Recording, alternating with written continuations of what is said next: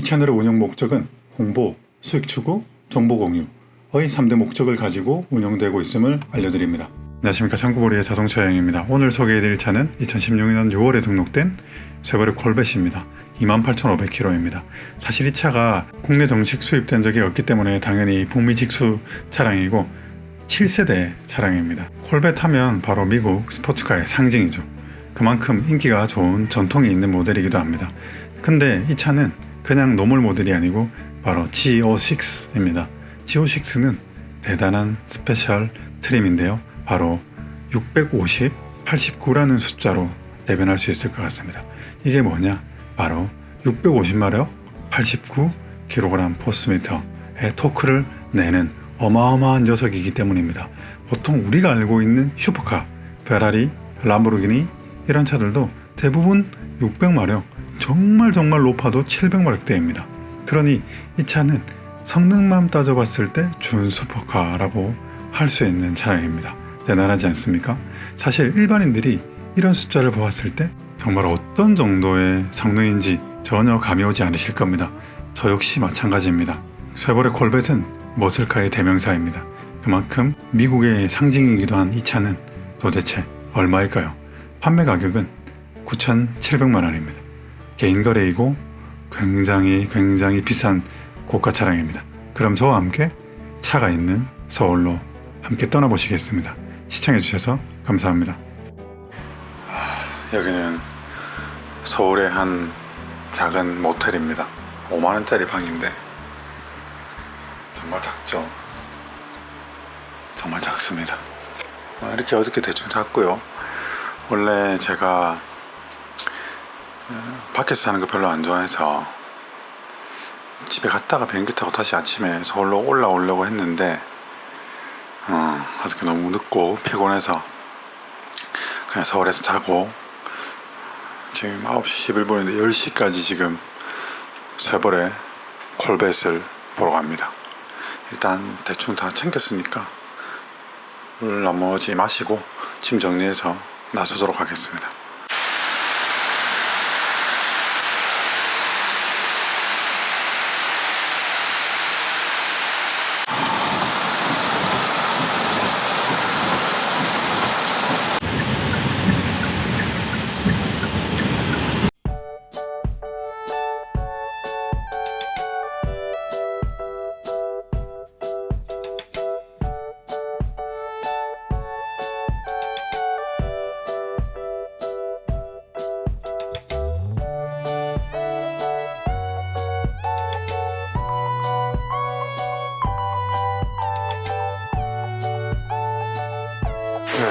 물방이 하나가 없어요. 와, 그러네요.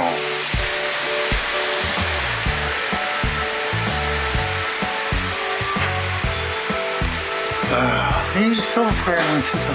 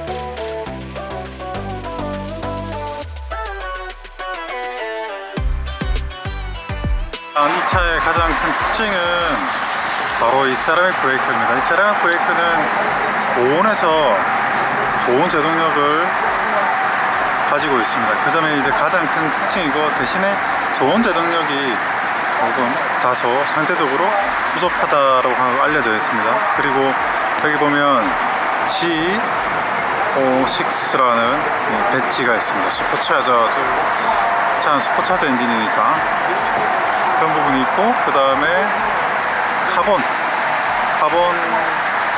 립과 카본 사이드템이 있습니다. 이게 미국에서 시키면 패키지 자체가 얼마 안 한다고 그래요. 그리고 이 차가 보면 이 그레이 계열의 이런 패키징을 하고 있거든요. 이게 그 전차주분이 주문을 해서 바꾼 거라고 합니다. 이런 부분도 말이죠. 그리고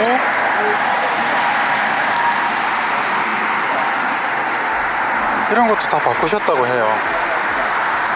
바꾸셨다고 하고, 여기도 테일램프 사이드, 이걸 뭐라고 해야 되나? 그런 것도 그렇고, 그 다음에 이 G06가 5cm인가 더 밖으로 이 볼륨이 크다고 합니다. 확실히 차가 뒤에서 보면 빵빵 하거든요. 그렇게 보이죠? 네, 주차할 시간은 없고 가도록 하겠습니다. 개폐 방법은 여기 보면 안쪽에 이 약간 고무로 되어 있는 감압식 센서라고 해야 되나? 패드가 있습니다. 여기 누르면 안 열려. 이렇게 누르면 이렇게 이지 억세스라고 하는 시트가 뒤로 밀리고 그런 기능이 있어요. 시트는 바닥이, 스포츠 바닥이 굉장히 낮은데 시동을 걸면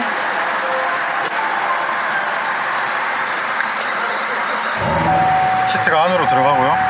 그리고 여기 보면 이 이걸 뭐라, 도어 캐치가 없죠. 여기 누르면 됩니다. 누르면 자동으로 되고요. 아무튼 그렇습니다. 출발하도록 하겠습니다. 네, 안녕하세요. 상급오리의 자동차 여행의 김종선입니다. 너무 정신이 없는 하루를 보내고 있습니다. 일단 차량은 잘 인수를 했고요. 지금 목적지는 대구입니다. 이건 뭐 지금 이 길이 어딘지 모르겠, 남양주시 어디네? 왜 이쪽으로 왔는지 모르겠는데, 저는 태릉 쪽, 신내 쪽에서 출발해서 가고 있습니다. 이 차는 아까 보셨다시피 콜벳입니다. 콜벳, 뭐 그냥 콜벳이 아니고 7세대 콜벳 G06라고 하는, 이걸 뭐라고, 무슨, 제가 이쪽으로는 문외한이라 이 정도는 뭐 하이퍼카라고 볼 수 있죠. 고성능 슈퍼카급 650마력 스포츠카입니다. 일단 첫인상은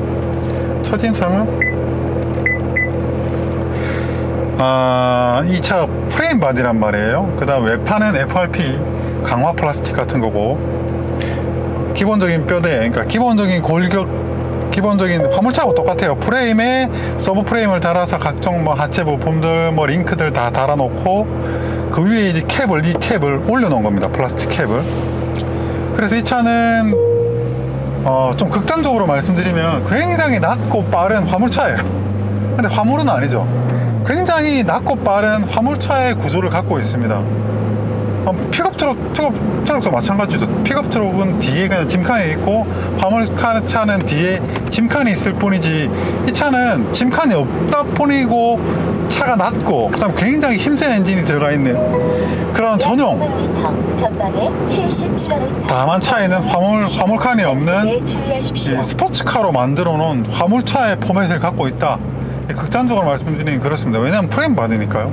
그래서 지금 차를 타보면 이 승차감이 화물차 같아요. 진짜 화물차 같아요.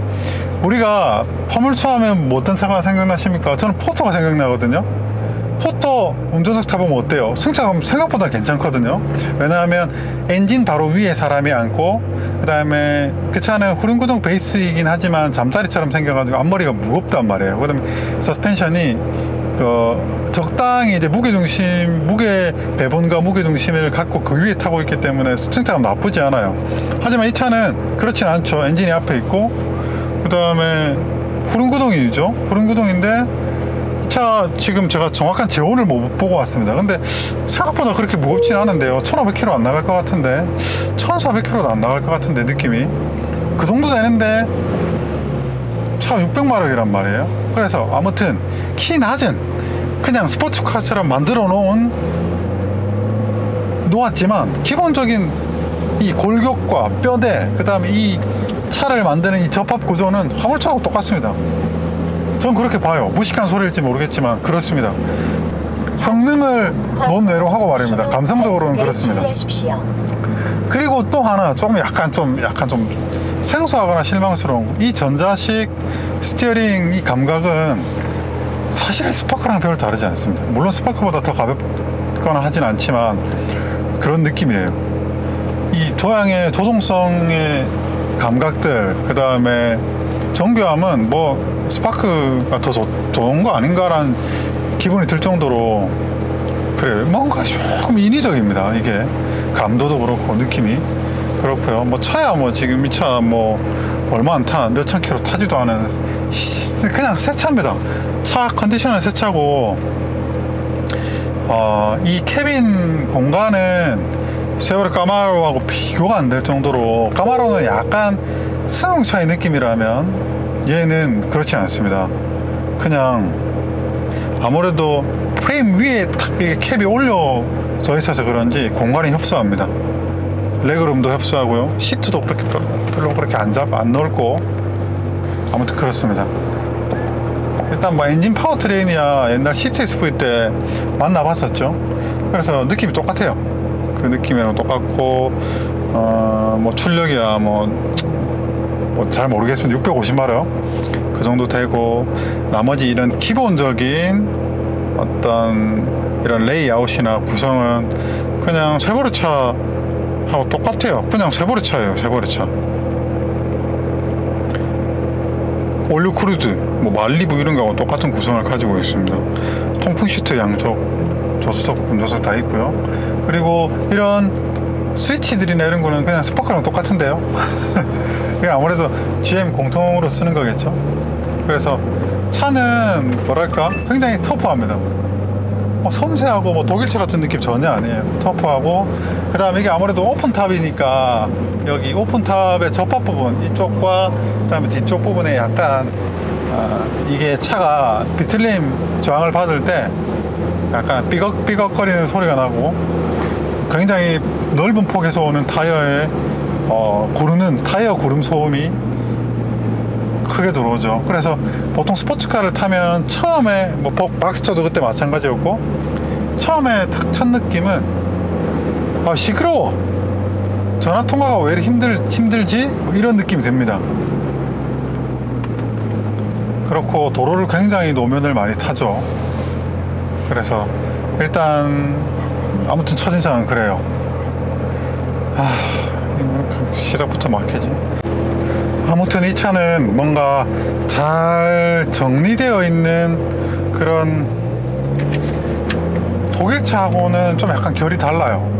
뭔가 좀 터프하고 정말 상남자차 그런 느낌이 납니다. 이 뭐랄까 야생마를 타고 있다는 느낌? 그런 느낌입니다. 뭐 근데 아무래도 아메리칸 머슬이 좀 전반적으로 그런 편이죠. 이런 노면을 지날 때는 승차감이 굉장히 떨어집니다. 충격이 흡수되는 게 아니고 그냥 충격이 온 차체로 전해집니다. 약간 그런 특성을 가지고 있고 뭐 이게 나쁘다의 개념은 아닙니다. 이게 차의 프레임바디 차 강성 자체는 좋기 때문에 장점이 많아요. 장점이 많은데 단점은 그냥 한마디로 좀 약간 불편한 충격들이 좀 다소 날것의 충격들이 전해진다는 거죠. 이 오른쪽에 한강인가? 멋지게 보이네요. 승차감이 좋지는 않습니다. 지금은 투어 모드로 다니고 있고 제가 악셀을 힘주고 있지도 않습니다. 그냥 악셀에 힘만 살짝 주고 있거든요. 뭐 사실 뭐 차가 600마력이나 되고 또 배기량이 그만큼 큰 엔진이기 때문에 저회전부터 출력이 잘 나옵니다. 그래서 당연히 이제 출력에 대한 스트레스는 없는데,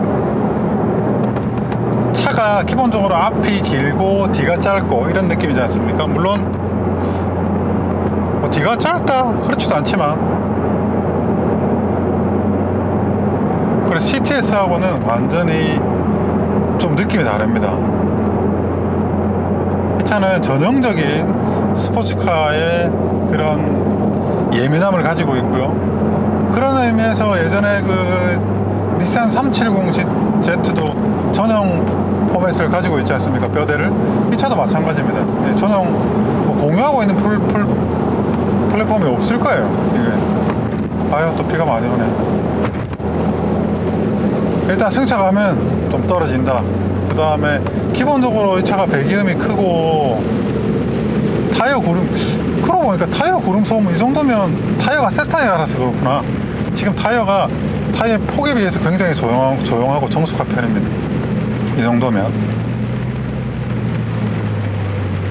경강로라고 하는 곳이네요. 춘천 양평병역. 난 지금 대구 가는데 어디로 가는 거지? 자꾸 이 길이 맞나 모르겠네요. 그리고 이게 운전석 공간이 시트도 그렇고 굉장히 작아요. 덩치 엄청 큰 서양 사람들이 타면 운전 못 하겠는데, 너무 좁아서. 한번 다음에 유심히 한번 찾아보겠습니다. 정말 덩치 큰 사람들이 콜베 타는 사람들이 있는지. 제 생각에는 없을 것 같아요. 왜냐하면 생각보다 진짜 좁습니다. 그리고 좀 특징적으로는 에어컨을 키면, 공조기를 키면 앞에서 윙 합니다. 무슨 뭐라고 해야 되지? 드라이기 켜놓은 것처럼. 이런 부분은 확실히 감성적으로 이 차가 아메리칸 머슬이구나, 이런 좀 선입관과 편견을 가지게 하는 부분입니다. 물론 뭐 미국 차라서 이렇게 했습니까? 미국 차도 안 이런 차들 많잖아요. 기본적으로 뭐 앞에서 뒤에서 뭐 소음이 많이 나고, 확실히 소음 면에서, 이제 소음이란다, 승차감 면에서는 까마로 SS는 완전 승용차입니다. 승용차. 여기는 지금 춘천하고 양평 쪽으로 가는 길인데 왜 이쪽으로 안내를 하지? 그러면 저쪽으로 가라는 것 같아요. 그 봉화 이쪽 경북 쪽으로 아마 안내를 하는 것 같거든요. 여기 근데 경치 좋네요. 팔당댐 근처고 남양주시인데, 남양주는 올 때마다 참 그 자연 경관은 좋은 것 같습니다. 차가 조금씩 적응이 되어 가기 시작합니다. 하지만 보닛이 굉장히 길고, 그 다음에 보닛의 이 폭이 굉장히 넓어요. 그리고 차가 타이어가 두꺼우니까, 사실 두꺼운 타이어가 특히 앞바퀴가 두꺼우면 굉장히 조향 감각이 둔해지거든요. 좀 이렇게 핸들링이 그렇게 썩 좋게 느껴지질 않습니다. 차가 교차를 지날 때 뭐 서스펜션 세련됐습니다, 이런 거 없습니다. 그냥 완전 날 것입니다. 그냥 내가 교차를 지나는구나, 네, 그냥 도로의 정보를 고스란히 핸들 스티어링으로 전해주는 게 아니고 온 차체로 도로의 컨디션을 알 수 있습니다. 내가 지금 모래를 밟고 가는구나, 내가 끈적끈적한 아스팔트를 밟고 가는구나, 이런 걸 바로 느낄 수 있는데요. 이게 뭐 비단 이래서 안 좋다 라고 하기도 힘든 것 같습니다. 왜냐하면 이 차는 그런 어떤 스포츠성, 이제 운전의 감각들을 막 예민하게 어떤 털을 한껏 착 세워가지고 이런 감각들을 오감으로 느끼는 그런 자동차이기 때문에. 80km 과속 단속에 주의하십시오.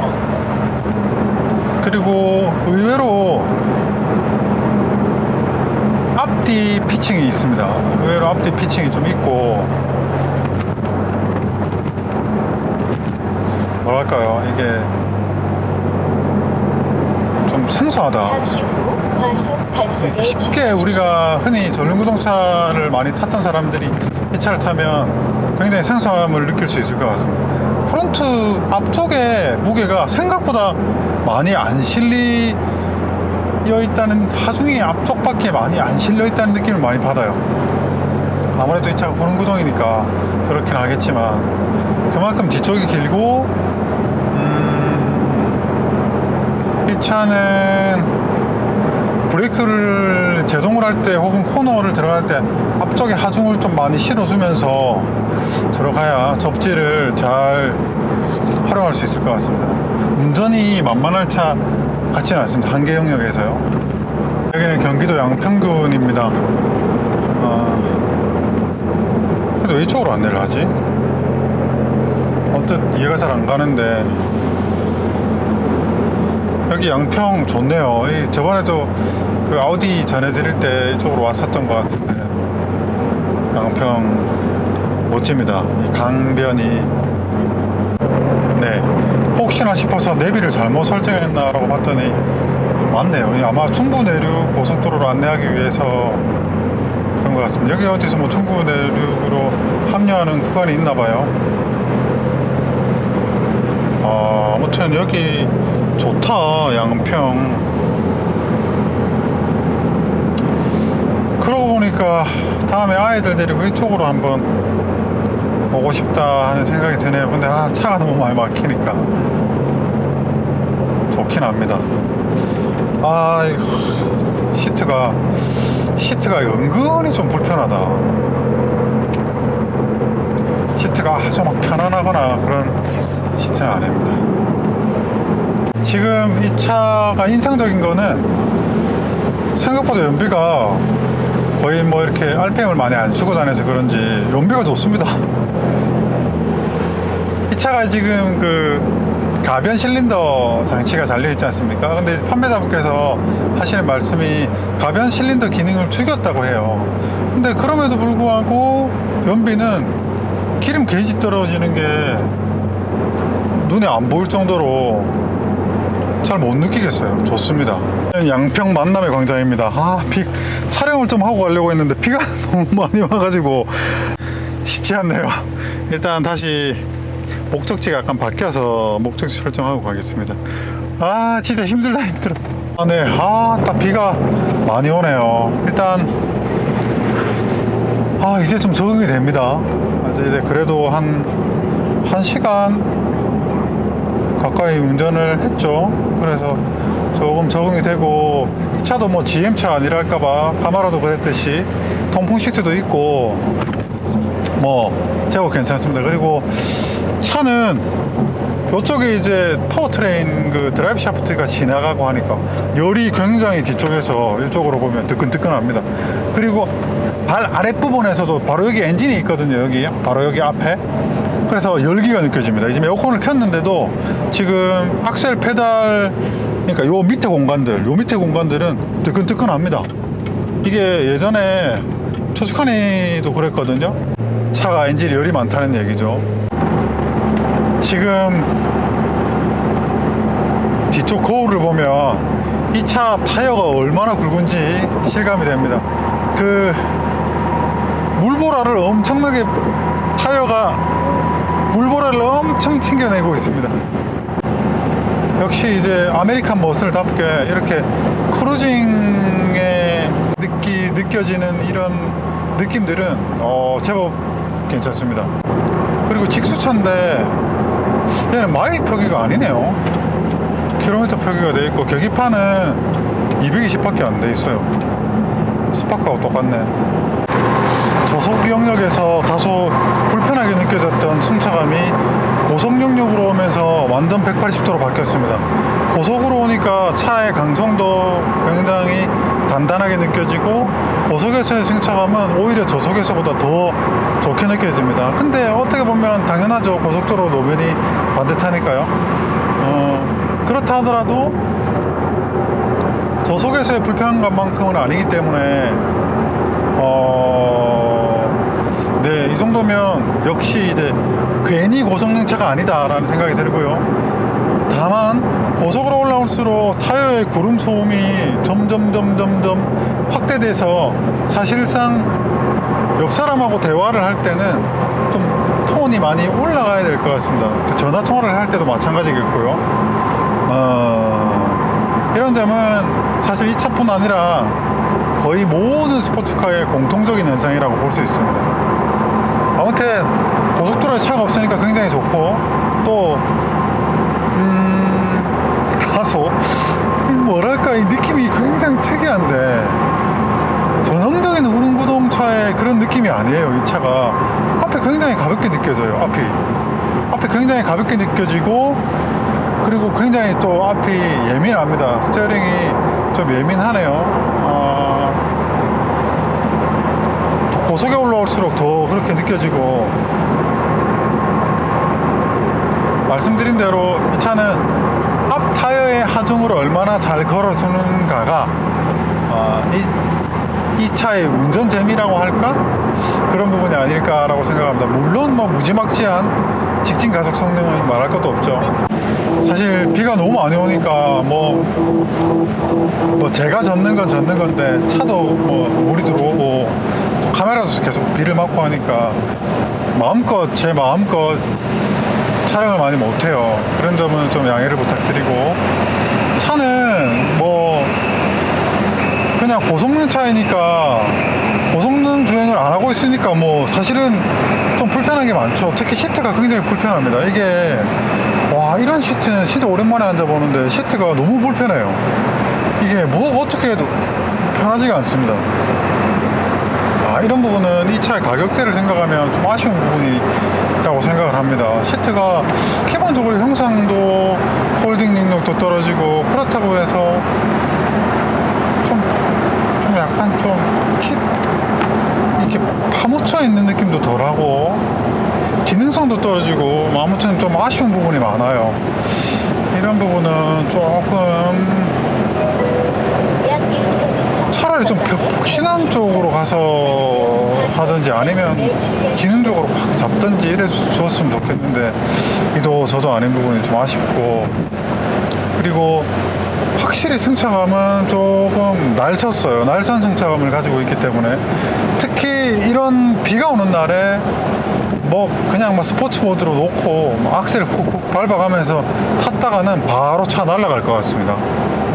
굉장히 이게 턱을 넘을 때 굉장히 이게 둔탁하게, 타이어가 지면으로부터 둔탁하게 약간 떨어지는 느낌이 있기 때문에 로드 홀딩이라고 하는데, 로드 홀딩이 물론 그렇진 않겠지만 시폭적으로 약간 위축되는 그런 통통거림이 느껴집니다. 그래서 특히나 이런 날씨는 조심해야 되거든요. 그래서 이런 날씨에는, 특히 이런 고출력 차는 전자장비를 혹은 드라이브 모드를 조금 약간 에코 모드나 이런 안전한 모드로 타시기를 적극적으로 말씀드리고 싶고, 또 이 차의 마음에 드는 부분은 이제 쭉 악셀을 밟을 때 출력이 쏟아져 나오는 구간이 저기 악셀의 중심부, 악셀의 중앙부를 넘어서야 출력이 쏟아져 나옵니다. 그 말은 즉슨 급격한 악셀 조작에도 다소 느린 반응을 한다는 의미가 되는데, 이런 고출력 차에서는 너무 토크가 급진적으로 나오면 접지를 잃어버리기 쉽지 않습니까? 그래서 아주 바람직한 그런 설정인 것 같아요. 전통적으로 GM차들이 그렇죠. 페달이 약간 점진적이고 선형적인 그런 성격을 가지고 있는 것 같습니다. 그리고 다시 느끼지만 지금 페달 쪽에 발이 뜨끈뜨끈합니다. 지금 이런 부분은 좀 아쉬운 부분이라고 할 수밖에 없을 것 같아요. 이게 여름에 덥잖아요. 겨울에 하면 따끈따끈하게 좋지만, 확실히 지금 제가 반바지를 입어서 더 그게 잘 느껴지는데, 좀 아쉬운 부분이지만 차의 캐릭터를 생각했을 때는 수용 가능하다라고 할 수 있을 것 같기도 합니다. 날씨가, 하늘이 변화무쌍합니다 지금. 근데 허리가 너무 아프다 진짜. 운전 오래 하기 굉장히 괴롭네요. 여기는 중북 괴산입니다. 날씨가 또 비가 그쳤죠. 시트가 너무 불편해요. 계속 80km대 이렇게 가고 있는데, 그래서 그런지 남은 거리가 그렇게 막 드라마틱하게 줄어들지는 않습니다. 이 G06, 그러니까 틸셋 G06, C7 G06 이 차가 그 수동 모델이 독일의 뉘르부르크링 한 랩 기록이 있는데 대략 7분 13초 정도 나오더라고요. 굉장히 빠른 거죠. 이야, 이 차 가지고 뉘르부르크링을 그렇게 내달리면 무서울 것 같은데. 아무튼 기본적으로 갖고 있는 이 차의 능력치가 어느 정도인지 알 수 있습니다. 물론 이 차는 오토지만 뭐 오토 한 20초 정도 빠질라나? 10초 정도 빠질라나? 하여튼 그 정도 차이는 벌어질 겁니다. 아, 네. 아유. 이제 문경에 들어왔습니다. 지금 이 차는 전 모드는 웨더 모드하고 투어 모드를 조금씩 번갈아 가면서 가고 있어요. 비가 많이 내릴 때는 웨더 모드로, 웨더 모드는 급격한 토크 변화를 주지 않는 모드라고 보시면 됩니다. 그러니까 리어 트랙션, 그러니까 갑자기 이런 고출력차는 그 휠에 급격한 출력이 걸려버리면 그 접지를 잃겠죠. 이제 그러지 않기 위해서 야들야들하게 출력을 좀 묶어주는 모드라고 생각하시면 되고, 투어 모드도 마찬가지로 이렇게 양속을 할 때 적당히 좀 부드럽게 출력 전개를 시켜주는 모드라고 이해하시면 쉬울 것 같습니다. 사실 이렇게 600마력대 스포츠카를 타면 뭐 어떨까라고 굉장히 궁금해들 하실 거예요. 뭐 저도 타기 전에 궁금했으니까요. 하지만 쉽게 설명드리면 그냥 좀 위화감이 있습니다. 우리가 흔히 타고 다니는 차의 일반적인 성격하고는 달라요, 차가. 예를 들어서 이제 급격하게 이제 추월을 하기 위해서 킥다운을 한다면 이렇게 정속 주행할 때는 차가 이렇지 않습니까? 그런데 갑자기 킥다운을 한다 하면 이런 차는 왕 하면서 그 수동 미션하고 다르게 오토 미션은 킥다운을 하면 급격한 토크가 쏟아져 나옵니다. 그래서 타이어가 터졌나 보네. 이런 차는 그냥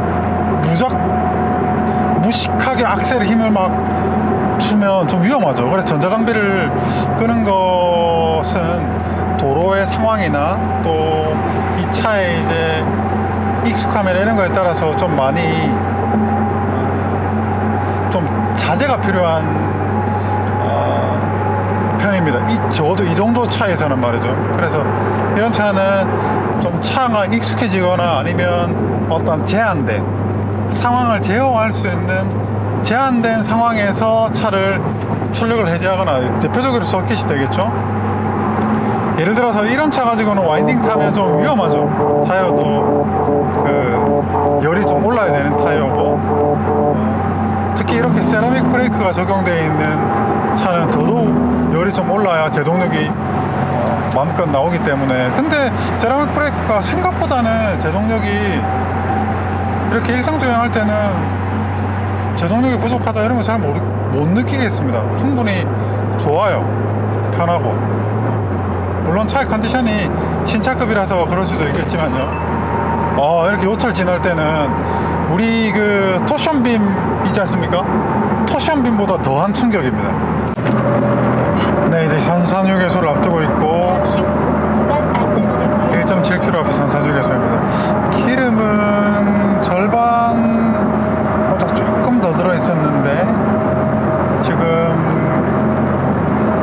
3분의 1 정도로 나왔습니다. 그러니까 지금 경기 서울에서 태릉 쪽에서 지금 여기까지 오는데 약 한 150km, 160km 내려왔거든요. 그러니까 4분의 1에 한 150km, 그럼 4분의 4는 한 600km 가동하면 정도 최대 탈 수 있을 것 같아요. 다리에 진한다. 시트가 불편하고 또 이제 아무튼 힘들어요. 이 차 정속 주행하는 게 더 힘들다. 화장실 갔다가 다행히 지금 비는 안 오니까 여기 어디 차 세우고 화장실 다녀오도록 하겠습니다. 좀 안짝한 데 세우고.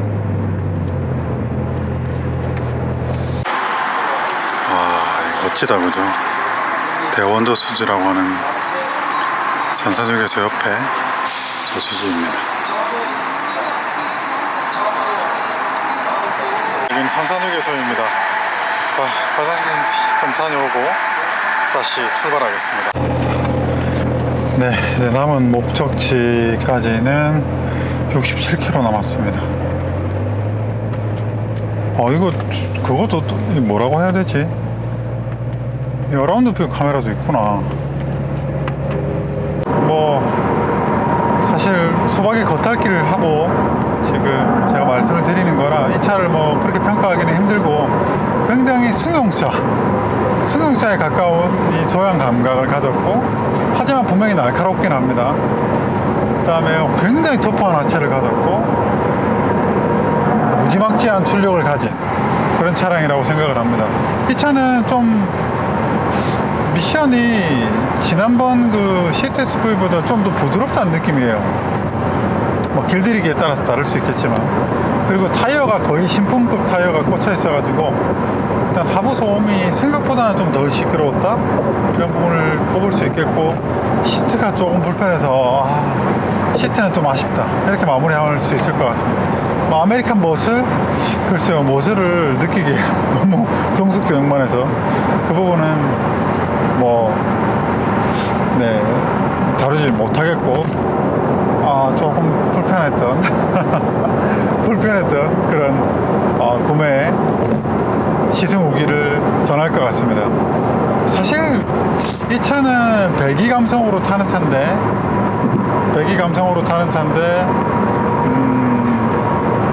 네, 배기 소리 들어가면서 이제 고속도로 크루징 중간중간에 좀 쏘고 이런 맛으로 타는 차죠. 그래서 제가 감히 이 차를 평가하는 거는 좀 힘들고, 제가 느낀 첫인상은 이렇다 정도로 썸머리하면 될 것 같습니다. 그럼 이 차가 이 정도의 값어치를 하는가? 당연하죠. 이 아메리칸 머슬의 콜벳은 이 특유의 맛깔스러움이 있습니다. 단지 좀 다소 가공되지 않은 느낌이 강해서 그렇죠. 개인적으로 저는 수동 모드를 한번 타봤으면, 이게 직수차인데 제가 직수했다면 바로 수동 모드를 직수를 했을 거고, 그러면 매력이 플러스 50%는 늘어나지 않았을까라고 생각을 합니다. 어디까지나 저의 생각이지만요. 그러면 구미를 지나고 있거든요. 구미에서 저는 인사드리겠습니다. 제 차가 대구에 있기 때문에 대구 전해드리고, 제 차 가지고 다시 또 갈 곳이 멀죠. 한 30분 정도 있으면 고객님 만나 뵐 것 같고요. 잘 고객님께 전해드리고, 굉장히 조심스럽게 운전을 했습니다. 안전운행 했고요. 당연히 전 그래야 되고. 그러면 저는 다음 이야기로 인사드리겠습니다. 감사합니다.